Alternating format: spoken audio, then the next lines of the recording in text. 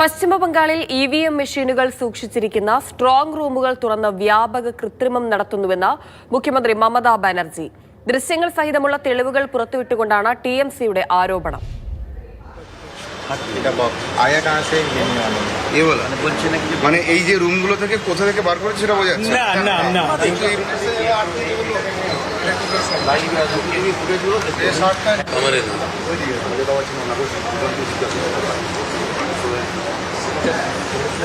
അതേസമയം ഇവിഎം മെഷീനുകൾ സൂക്ഷിച്ച സ്ട്രോങ് റൂമുകൾ സീൽ ചെയ്തിട്ടുണ്ടെന്നും പോസ്റ്റൽ ബാലറ്റുകൾക്കായുള്ള സ്ട്രോങ് റൂമാണ് തുറന്നതെന്നും തിരഞ്ഞെടുപ്പ് കമ്മീഷൻ വിശദീകരിക്കുന്നു. കൂടുതൽ വിവരങ്ങൾ ബി ബാലഗോപാൽ നൽകും.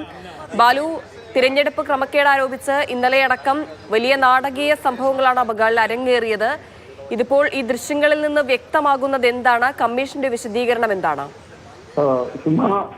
വോട്ടെണ്ണലിന് 3 ദിവസം മാത്രം അവശേഷിക്കുകയാണ് പശ്ചിമബംഗാളിൽ അത്യന്തം നാടകീയമായ സംഭവങ്ങൾ നടക്കുന്നത്. തെരഞ്ഞെടുപ്പ് ക്രമക്കേട് നടക്കാൻ വേണ്ടി കേന്ദ്ര തെരഞ്ഞെടുപ്പ് കമ്മീഷന്റെ നേതൃത്വത്തിൽ കേന്ദ്ര സർക്കാരിന്റെ സഹായത്തോടുകൂടി BJP വ്യാപകമായ തോതിൽ നടപടികൾ സ്വീകരിക്കുന്നുവെന്നാണ് മമതാ ബാനർജി ആരോപിക്കുന്നത്. മമതാ ബാനർജി തന്നെ താൻ മത്സരിക്കുന്ന ഭവാനിപ്പൂർ മണ്ഡലത്തിലെ സ്ട്രോങ് റൂം സ്ഥിതി ചെയ്യുന്ന സക്കാത്ത് മെമ്മോറിയൽ സ്കൂളിൽ ഇന്ന് പുലർച്ചെ വരെ അവർ ആ പ്രദേശത്ത് നിലയുറപ്പിക്കുകയാണ് ഉണ്ടായിരുന്നത്. കാരണം ഈ പലയിടത്തും CCTV ദൃശ്യങ്ങളിൽ കാണുമ്പോൾ ഈ പുറത്തു നിന്നുള്ളവർ പ്രവേശിക്കുന്നതായും സ്ട്രോങ് റൂം തുറന്നതായും ഒക്കെയാണ് കാണുന്നതെന്നാണ് മമതാ ബാനർജി ആരോപിക്കുന്നത്.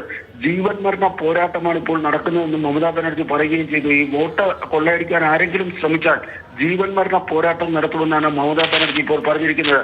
കൊൽക്കത്തയിലെ ഖുദിറാം അനുശീലൻ കേന്ദ്രയിലെ സ്ട്രോങ് റൂമിൽ ക്രമക്കേടുകൾ നടത്തുമെന്ന് ആരോപിച്ച് തൃണമൂൽ സ്ഥാനാർത്ഥികളായ കുനാൽ ഘോഷും ശശി പാണ്ഡ്യയും ഇന്നലെ അവിടെ ധർണ നടത്തിയിരുന്നു. ഏതായാലും ഈ ആരോപണങ്ങൾ നിലവിൽ കേന്ദ്ര തെരഞ്ഞെടുപ്പ് കമ്മീഷൻ നിഷേധിക്കുകയാണ്. കാരണം EVM മെഷീനുകൾ സൂക്ഷിച്ചിരുന്ന സ്ട്രോങ് റൂമുകൾ സീൽ ചെയ്തിട്ടുണ്ടെന്നും പോസ്റ്റൽ ബാലറ്റുകൾക്കായുള്ള സ്ട്രോങ് റൂമാണ് തുറന്നതെന്നുമാണ് കമ്മീഷൻ ഇപ്പോൾ പറയുന്നത്. സ്ട്രോങ് റൂമിന്റെ വരാന്തയിലാണ് ഈ തരംതിരിക്കൽ നടക്കുന്നത്, ഈ തപാൽ വോട്ടിന്റെ തരംതിരിക്കൽ നടക്കുന്നതെന്നും ഈ കമ്മീഷൻ വ്യക്തമാക്കുകയും ചെയ്തിട്ടുണ്ട്.